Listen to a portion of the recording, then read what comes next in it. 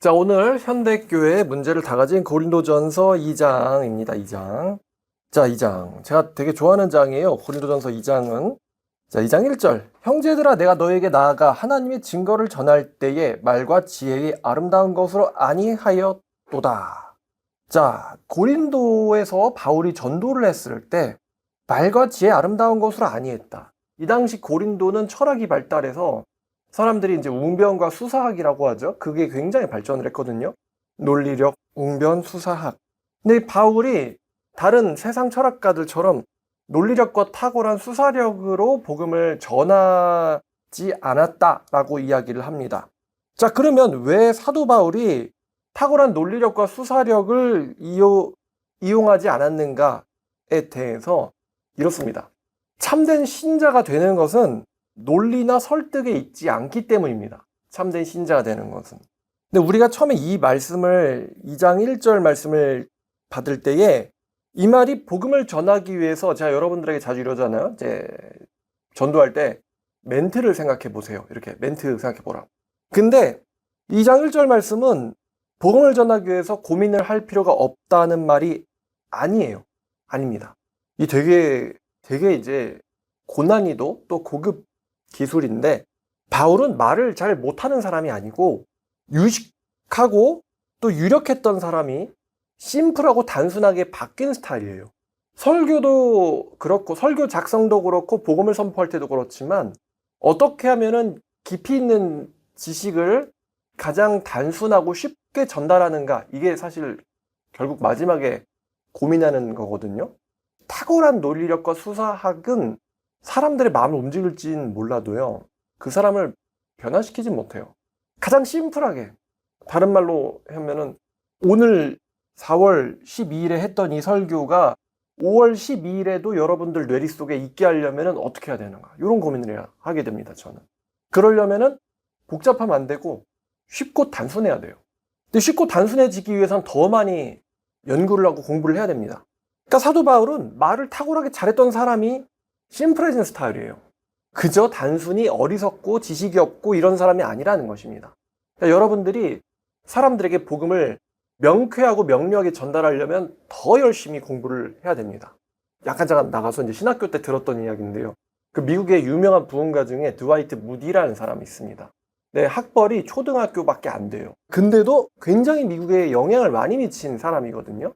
그래서 사람들이 드와이트 무디를 또 따라하겠다고 공부를 일부러 안 하는 사람들이 있습니다.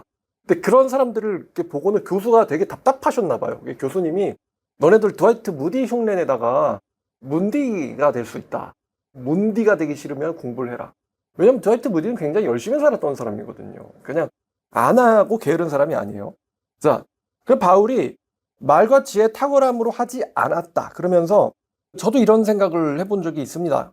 저한테 기회만 주어진다면 누구든지 기독교를 따르게 만들 수가 있다, 그 생각은 하는데 논리적으로 너무 탁월하거든요. 기독교가 생물의 존재 원인을 설명하는 것부터 시작해서 우주의 작동 원리라든가 인간에 대해서, 인간의 정신과 인생에 대해서 다 설명이 너무 탁월한데, 근데 그렇게 기독교인으로 설득한다고 해서 그 사람을 참 기독교인으로 만들 수는 없다는 것을 요즘 절감하고 있습니다. 참 기독교인을 만들 수는 없다. 자, 그래서 2절, 내가 너희 중에서 예수 그리스도와 그의 십자가에 못 박히신 것 외에는 아무것도 알지 아니하기로 작정하였습니다. 자, 예수와 십자가에 못 박히신 것, 이 두 가지를 전하기로 작정했다. 그 외에는 아무것도 모르는 사람인 것처럼.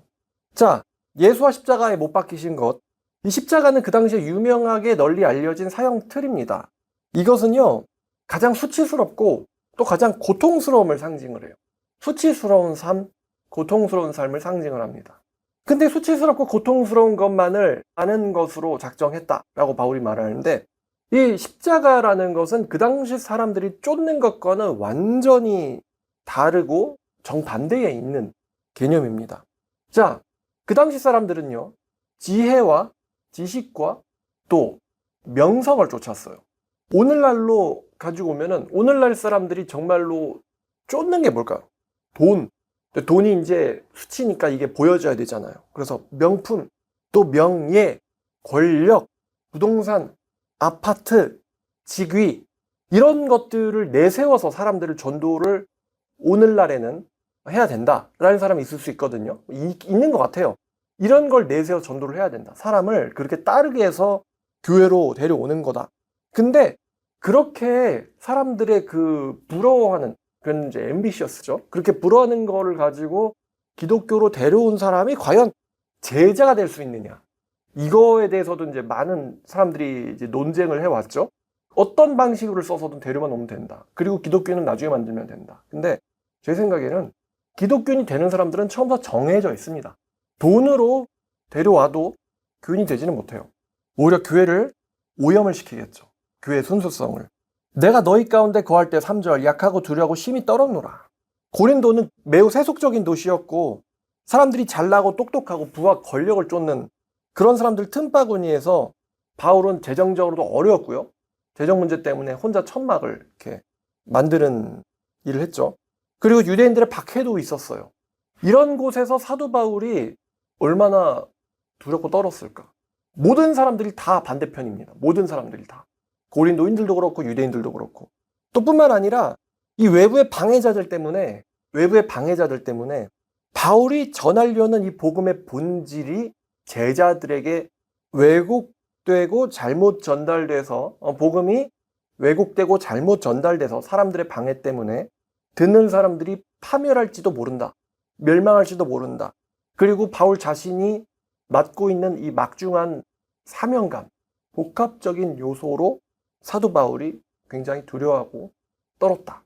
근데 이거는 무서워서 떠는 거랑은 달라요. 무서워 떠는 거랑은 다릅니다. 사도 바울은 겁쟁이는 아니죠. 자신의 막중한 사명감 때문에. 자, 4절. 내가 내 말과 전도함을 설득력 있는 지혜 말로 하지 아니하고 다만 성령의 나타내심과 능력으로 하였다. 너희의 믿음이 사람의 지혜에 따라서 있지 아니하고 다만 하나님의 능력에 너희의 믿음이 있게 하려 하였노라. 그러니까 지식으로 설득해서 신자가 된 사람들이 정말로 믿음을 유지하는 경우는 없기 때문에 사도 바울은 복음을 전할 때 탁월한 수사력이나 논리력 대신에 성령의 나타내심과 능력으로 하였다라고 말합니다. 성령의 나타내심과 능력이 뭘까? 이 말 자체가 굉장히 추상적이지만요. 아마도 바울이 강한 믿음에서 나오는 신념에 찬 모습들, 그리고 사도 바울을 통해서 하나님께서 베푸시는 이적들, 그리고 바울의 말씀에 따라서 변화되는 사람들, 이런 것들이 성령의 능력이거든요. 자, 이 믿음이라는 것은 5절 말씀을 이야기하듯이 인간의 논리나 감정이 아닙니다. 다시 말씀드릴게요. 믿음은 논리적 설득이나 감정의 근거에서 있지 않습니다. 내 자신이 탁월한 어떤 논리에 설득이 되었다거나 아니면은 눈물을 흘렸다거나 감동이 됐다거나 가슴이 벅찼다거나 이런 것들은요 전부 다 일시적인 증상들입니다. 일시적인 증상들이에요. 여러분 과거의 기억들을 떠올려 보세요. 내가 이런 생각을 했을 때 복음이 맞다고, 하나님이 계신 게 맞다고 납득을 했었지. 근데 그런 납득했었지라는 기억이 과연 여러분들을 사도 바울이 살고 있는 것 같은 믿음의 용사의 세계를 살게 하는가는 그건 별개입니다. 내가 기독교의 복음을 설교를 들을 때 가슴이 뛰고 벅찼었지. 그러니까 여러분들을 사도처럼 살게 만들 수 있느냐는 별개의 문제예요. 자신의 설득된 경험과 이 심장, 가슴의 두근거림, 이걸로 믿음을 확신하는 것, 눈물로 믿음을 확신하는 것은 정말 위험합니다. 정말 위험합니다. 정말로 위험해요. 제가 사실 거기에 낚여가지고 지옥을 갈 뻔했어요, 실제로. 9살 때, 2학년 때, 초등학교 2학년 때 수련회 때서 운 적이 있으니까 난 구원받은 사람이다. 그리고서는 방탕한 삶을 정당화시켰었습니다. 정말 위험합니다. 패션 오브 크라이스트는 불신자도 보고 울 수 있습니다. 근데 패션 오브 크라이스트를 보고는 불신자가 울었다고 해서, 운 적이 있다고 해서 그 사람이 예수님의 제자냐, 디사이플이냐, 아니라는 거예요. 심지어 신자가 그 영화를 보면 얼마나 더 울 수가 있겠습니까? 근데 그런 적이 있다고 해서 그 사람이 제자냐? 아니라는 것입니다. 그것으로 믿음의 확신을 삼았다가는 농담 안 하고요. 지옥 갑니다, 정말. 진짜 크리스찬이란 변화된 삶을 끝까지, 죽음에 이를 때까지 유지시키고 더욱 이렇게 발전시키는 사람을 말하는 거죠. 지적 동의를, 이제 수요일 말씀도 그랬는데, 예수님에게 비판받은 율법교사들, 서기관들이 예수님에게 지적 동의를 하다가 예수님한테 비판을 당하자 완전히 돌변을 했어요. 거세게 따지고 항의하고, 기억나죠? 예수님에게 동의를 하니까 예수를 데려다가 식사도 시키고 그러거든요. 근데 예수님이 그 사람들 비판을 하니까 내가 너네 편인 줄 알았냐? 아니면 내가 너희를 인정할 줄 알았냐? 이렇게 비판하니까 바로 거세게 달려들어서 돌변해서 따집니다. 아니면 또 십자가의 길, 제자의 길을 가다가 힘들다 이거, 지긋지긋하고 힘들다라고 이제 뛰쳐나가버린 그런 대마 같은 사람들이 참 신자가 아닙니다. 지적 동의와 감동 가지고는 평생 동안 그렇게 만들 수가 없어요. 자, 그러면 사도 바울이 어리석음을 추구한 인간이냐? 6절과 7절. 그러나 우리가 온전한 자들 중에 지혜를 말하는데 이게 이 세상의 지혜가 아니고 없어질 통치자들의 지혜도 아니다. 이 당시 통치자들의 머리 쓰는 거, 어떻게 하면 내 가문이 이어서 계속해서 직위를 물려받을까, 뭐 본디오 빌라도가 그랬던 것처럼 내가 어떻게 해야지 이 총독 직위를 계속해서 물려받을까, 어디 뭐 분봉왕이 될 수 있을까, 뭐 헤롯도 그랬잖아요. 2살 아래 아기들을 죽여가지고 내 왕좌를 계속해서 물려받게 하자. 어린 반푼업지도 없는 소리지만 빌라도 그렇게 머리 쓰더니만 결국 자살했고, 네로도 기독교인들 죽이자고 그렇게 난리치더니만 네로도 어떻게 됐어요? 자살했어요. 네로 황제도. 자, 이런 통치자들의 지혜가 아닌 지혜를 전했습니다, 바울이. 하나님께서는 인류를 구원하시기 위해서 사람들이 생각하기에는 가장 수치스럽고 고통스러운 방식인 십자가의 방식을, 이 세상을 창조하시기 전에 미리 계획하셨습니다. 이런 방식이 너무 어리석게 보여서 도무지 지구상의 지도자들은 상상조차 못하는 방식이에요. 십자가 사건이 있고 나서 예수님이 유명해지고 기독교가 공인이 되고 나서 사람들이 예수를 흉내를 내죠. 지도자들이. 어디까지나 흉내만 냅니다. 근데 예수님만큼 정말로 실제로 죽음으로써 자신의 리더십을 증명하는 리더는 없어요. 우리가 이제 실제 결과로 누구의 이름을 제일 유명히 기억을 합니까? 그 당시에 로마의 황제를 기억하나요? 일부러 떠올리려고 하지 않으면 그 당시 로마 황제가 누군지도 모르겠어요. 우리가 빌라도 총독을 기억하나요? 이 사람은 악명으로 기억하죠. 예수님을 반대했던 그 당시 대제사장들을 기억하나요? 아닙니다. 대제사장들이 자신들의 권력을 유지하고자 기득권 때문에 예수를 잡아 죽였잖아요. 사람들이 결국 기억하는 게 누구예요? 사도 바울과 예수님. 2000년이 되도록 기억을 하고 있습니다. 2000년이 넘도록. 이러한 리더십, 십자가와 어리석음. 자, 7절. 오직 은밀한 가운데 있는 하나님의 지혜를 말하는 것으로서, 은밀한 가운데 감추어져 있는 하나님의 지혜인데 이것이 감추어졌던 지혜다. 감추어졌던 지혜라서 하나님이 감추시면 누가 할 수 있습니까? 하나님이 감추시면 누가 할 수 있어요? 하나님의 생각을. 아무도 모르죠. 하나님이 감추신 건데 하나님께서 우리의 영광을 위해서 만세 전에, 즉 이 세상 창조 전에 미리 정하신 거래요. 이 세상 창조 전에 미리 계획하신 지혜가 이 십자가의 지혜입니다. 너무나 어리석은 방식인 것처럼 사람들이 보기엔 보이는데 최고의 왕이 가장 어리석고 더러운 사람들을 위해서 대신 죽는다고? 우린 그러잖아요. 적자생존이라고, 가치 있는 자만 살리고 가치 없는 자는 없애야지 발전한다. 이런 생각을 하지 않습니까? 근데 하나님께서는 가장 위대하신 분을 데려다 가장 미천하고 어리석은 사람들, 악독한 사람들을 위해서 대속제물로 삼으시는 이 세상 방식이랑 완전 정반대입니다. 효율성이 너무 없어요. 그 방식을 통해서 인간을 구원하실 것을 세상 창조 전에 계획을 하셨습니다. 자, 이러한 지혜는 이 세상 통치자들이 한 명도 몰랐다라고 합니다. 한 명도 몰랐다. 이 방식은. 만약 그들을 알았더라면 영광의 주를 십자가에 처형하지는 않았으리라. 지금은 지옥 가서 다들 후회를 하겠죠. 그때 그분에게 무릎을 꿇고 모든 걸 바쳤어야 되는데. 빌라도도, 가야바도, 안나스도, 또 헤롯도, 로마 황제들도, 네로 황제도 다 울면서 후회하겠죠. 그때 그 왕좌가 뭐라고 내가 이 지옥 가는 거랑 맞바꿨나 싶을 정도로. 기록된 바 하나님이 자기를 사랑하는 자들을 예비하신 모든 것은 인간의 눈으로 보지 못했고 귀로 듣지 못했고 사람의 마음으로 생각하지도 못하였다 함과 같으니라. 자, 이 말씀 이사야 64장 4절 말씀을 인용한 겁니다. 근데 사도 바울이 말씀 인용할 때 그 말씀을 그대로 따옴표를 해가지고 가져오진 않아요. 구약에 있는 유명하고 유력한 말씀들을 좀 섞습니다.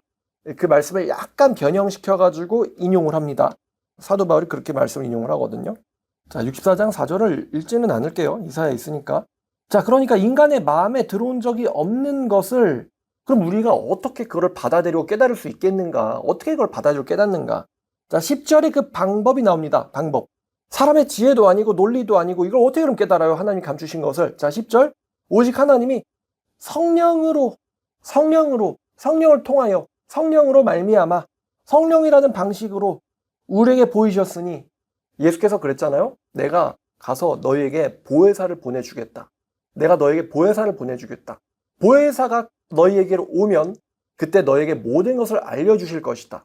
아무리 예수님이 살아계셨을 때 인자가 너희를 위하여 대속제물로 또 3일 만에 이렇게 얘기를 해봤자 그게 그 당시에는 제자들한테는 닫혀있는 말씀이었어요. 묻기도 두려웠다라고 합니다. 닫혀있을 뿐만 아니라 묻기도 두려웠다. 알 수 있도록 허락된 말씀이 아닙니다. 근데 우리는 지금 역사를 십자가 사건이 우리에겐 역사가 되었기 때문에 그렇게 해서 예수님이 우리 위해서 죽어가지고 인류의 구원자가 된다고 이해는 하죠. 근데 그걸 이해한다고 해서 내가 그 말씀으로 살 수 있는 건 아니거든요. 그렇게 내가 그 말씀을 받아들여서 머리로 알던 것을 내 마음과 온 몸과 또 인생으로 그 말씀을 받아들이고 말씀대로 살게 되는 것은 사람의 설득이 아니에요. 성령님의 역사로만 가능합니다. 그건. 성령님의 역사로만 가능합니다. 제가 진짜 열받을 때가 어떤 때냐면은 자기가 좀 이렇게 감동이 있다, 뭐 했다 이런 걸로 자기가 믿음이 있다고 생각하는 사람들이에요. 솔직히 말하면 가소롭거든요. 저는 그 말씀으로 변화된 지 20년째 말씀을 위해서 사는 삶을 계속 살고 싶고 앞으로도 살고 싶어요. 평생 그렇게 살고 싶습니다. 정말 십자가 때문에 이 말씀을 전하느라고 박해를 당하고 또 사람들한테 놀림과 따돌림을 당하고 또 요즘 싫어요와 악플과 이런 거 시달리는 거 저라고 악플 시달리는 게 즐겁겠습니까? 여러분 같으면은 제 앞에서 한마디도 못하는 사람들이 악플에 시달리는 그게 즐거울까요? 그런 인생?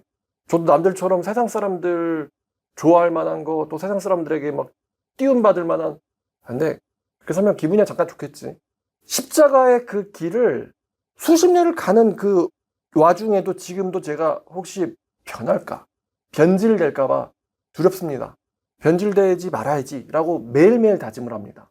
이렇게 평생을 살아야 되는데 근데 솔직히 예수를 위해서 한 게 뭐 했어? 예수를 위해서 뭘 했어?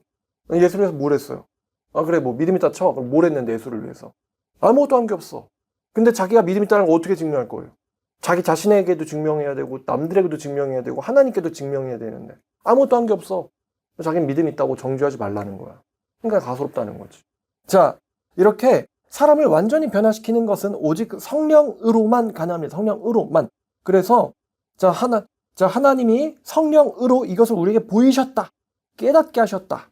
성령님은 하나님의 깊은 것들까지도 아시는 분이시기 때문에 만세전에 감추어진 복음의 진리와 비밀을 우리에게 알려주신 유일한 분은 성령님입니다. 목사도 아니고 탁월한 설교자도 아닙니다. 수련회에서 정말 기가 막힌 설교를 들어가지고 말씀대로 살아야지 라는 결단이 일주일 갈까요? 일주일? 3일에서 일주일 갈까요? 정말 그런 건 제가 산 증인이죠. 제가 반지하 그 골방에서 울면서 발버둥 칠 때 제가 누구의 설교를 들었겠어요? 그 전까지 완전히 하나님과 대적하면서 살았었는데 성령님이 오셔야 돼요. 자, 11절 사람의 일을 사람의 속 안에 있는 영 외에 누가 알리오? 이와 같이 하나님의 일도 하나님의 영 외에는 아무도 알지 못하느니라. 그러니까 사람의 일은 사람이 알고 짐승의 일은 짐승이 알고 하나님의 일은 하나님이 안다. 이거예요. 사람의 일은 사람이 알고 짐승의 일은 짐승이 알고 하나님의 일은 하나님이 안다. 근데 우리가 하나님의 일을 모르잖아요. 그러니까 하나님의 일을 알려면은 하나님의 영이 필요합니다. 그래서 하나님께서는 자기 일을 이해시키기 위해서 성령이라는 분을 우리에게 주시기로 작정을 하셨어요.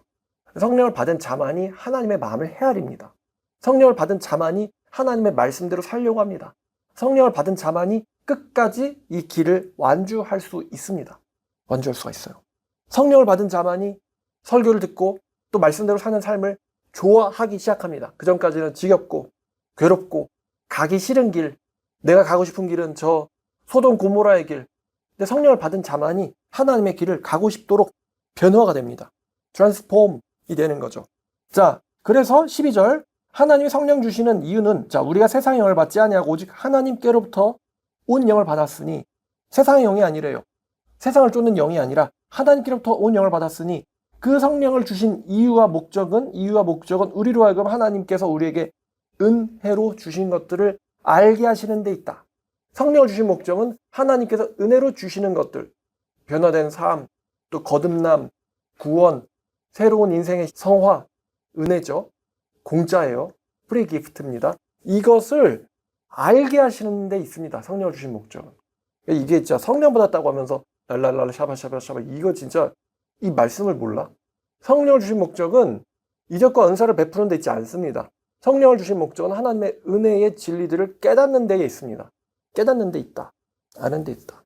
자, 근데 이러한 지식들은 영적인 지식들이죠. 영적인 스피리추얼한 지식들입니다. 그래서 이것들을 사도 바울이 말하는데 이게 사람의 지혜의 방식으로 가르치지 않고 성령의 가르치는 방식으로 되는데 이 성령의 말씀을 영적인 것으로만 분별한다.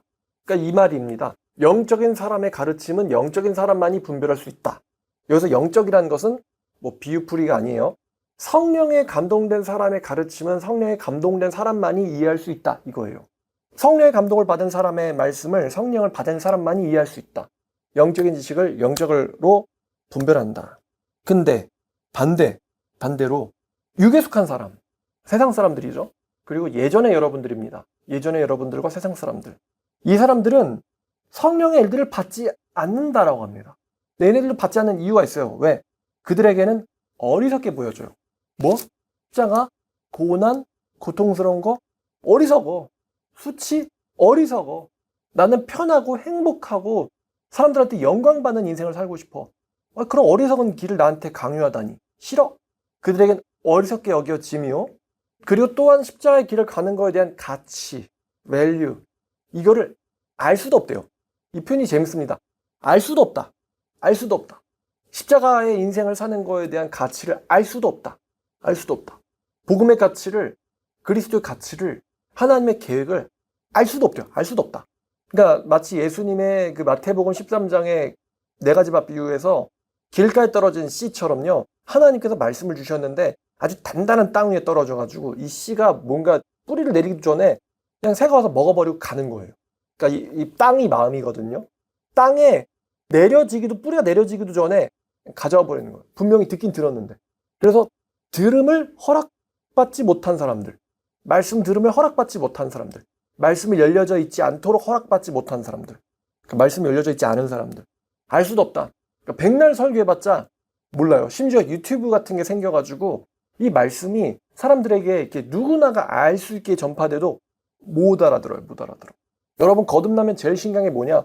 말씀을 연구하고 듣는 게요 재밌어진다는 것입니다. 이 되게 신기한 변화예요. 여러분 설교 1시간? 그러면 그렇게 설교가 길어. 따분해. 지겨워. 말도 안 돼. 그 시간에 딴 거라는 거야. 설교 20분? 아유 감사하네. 이게 원래 이래야 정상이거든요. 근데 성령으로 육의 사람에서 변화가 되면요. 말씀을 듣는 시간이 기뻐지고 재밌어지고 가치 있다고 느끼기 시작하는 거예요. 참는 게 아니라 즐기기 시작합니다. 하나님 말씀을 가까이 하는 삶을. 그리고 이해가 안 되던 게 이해가 되기 시작해요. 말씀이. 이게 저런 뜻이었네? 하면서. 왜? 그런 일들은 영적으로 분별되기 때문이다. 다시 말하면 성령을 받은 사람만이 그런 일을 분별한다는 건 가치를 알아본다는 겁니다. 성령을 받은 사람만이 진리의 가치를 알아본다. 되게 신기하죠? 육에 속한 사람은 어리석게 여기고 알 수도 없다. 그들의 능력 밖의 일이야. 넌 안 돼. 그러나 성령을 받은 사람만이 그 가치를 알아보고 그것을 즐깁니다. 십자가의 길을 가야죠. 열심히 가야죠. 최선을 다할 거예요. 즐겁지 않겠어요? 예수님과 함께라는데. 근데 다른 사람들 보기엔 고생 고난 이러면서 그러면서 그 정말 순간의 찰나뿐인 세상에 그 찝쩍거리고 안타깝죠?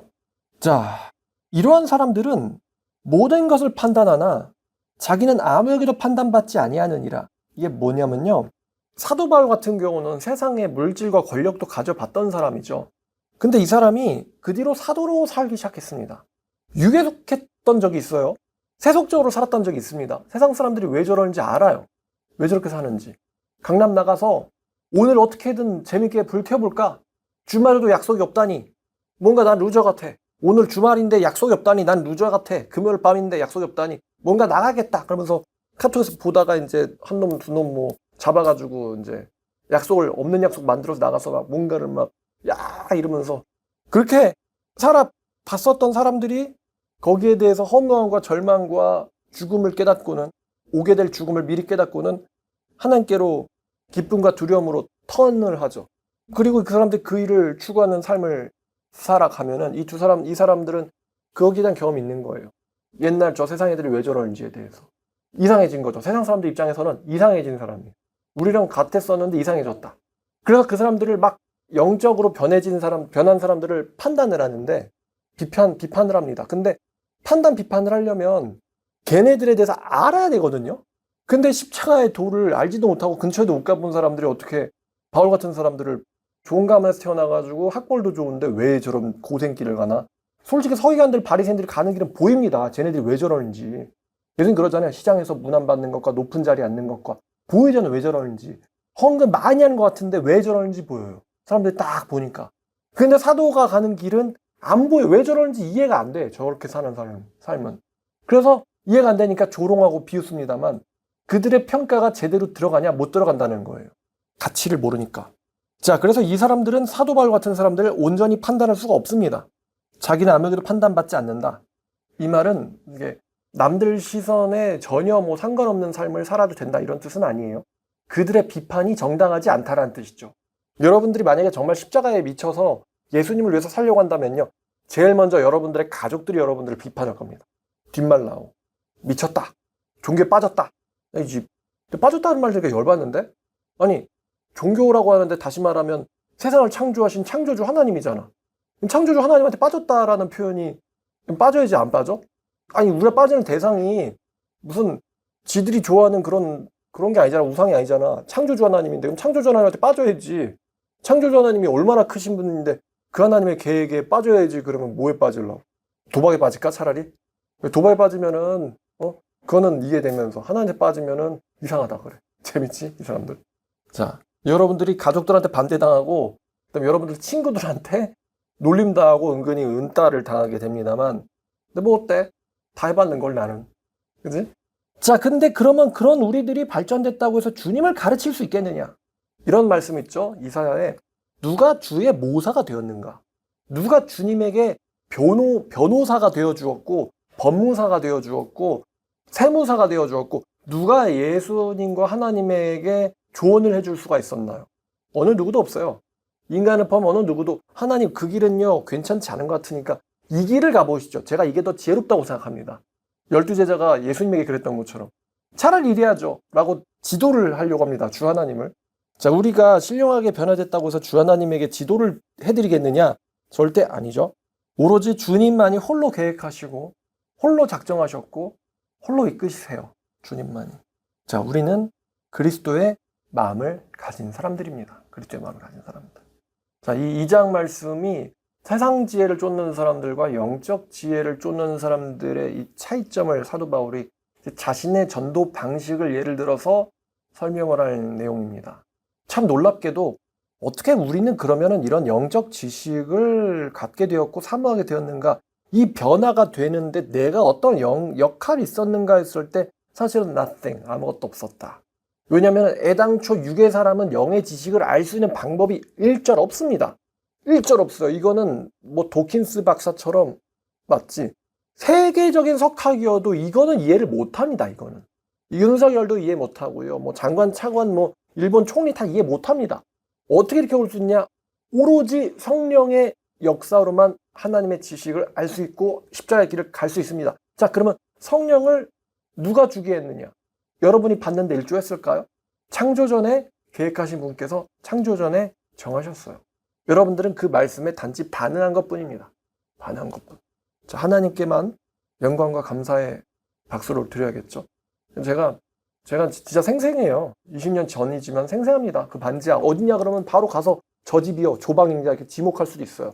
거기서 하나님을 위해서 살게 변화됐을 때 기억이 생생합니다. 지금도. 근데 장담고 그때 저에게 영향을 준 게 아무것도 없었어요. 목사가 있었나? 전 그때 교회도 안 다녔거든요. 며칠 전까지만 해도 그냥 술, 약속, 세상 약속 그렇게 빠져 살았었으니까요. 근데 갑자기 머릿속으로 딱 내가 완전 잘못했구나. 그러니까 그렇게 변화가 되는데 제 어떤 뭐 사전 공부가 사전 준비가 뭐가 있어가지고 전혀 사람의 제 자신의 어떤 업적이나 테크닉이나 지혜나 지식은 없었다. 왜 갑자기 그런 생각이 20년 만에 21년 2년 만에 갑자기 처음으로 들어가지고 내가 잘못됐구나. 내가 하나님을 대적했구나. 이 생각이 22년 만에 처음으로 들어가지고 정말 전적으로 여러분 약간 유리한 점이 있어요. 뭐냐면 제가 알려드리니까. 이런 길 가셔야 됩니다. 그런 길은 가시면 안 돼요. 거기 그때는 허망해요. 가면 안 돼요. 이 길 가야 돼요라고 제가 알려주고 또 보여주죠. 그렇게 살려고 하고. 이제 여러분들은 조금 유리한 점이 있지만 그래도 보여준다고 알려준다고 그렇게 살 수 있는 건 아니라는 거예요.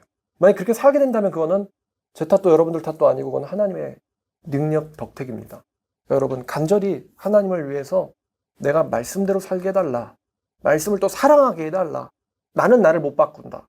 근데 주님은 사람을 바꾼다. 내가 하나님 말씀 사랑하고 하나님 말씀대로 사는 삶을 가치 있다라고 느끼고 기뻐하는 인생 살 수 있도록 세상 놈들 가는 그 길을 눈길을 줄 필요도 없이 그냥 쳐다볼 필요도 없이 아쉬움도 없이 그냥 획 돌아서는 것처럼 막 발레로 롯의 처처럼이 아니라 저 아까운데 이러면서 이러다 이제 죽었잖아요. 롯의 처가 미련이 남아가지고. 그게 아니라 주님만이 유일한 가치라는 것을 깨닫는 사람 되게 해주세요 라고 기도는 할 수 있잖아요. 기도는 여러분들 기도를요 진심을 다해서 여러분들이 그걸 바라고 기도하면요 하나님 역사하세요.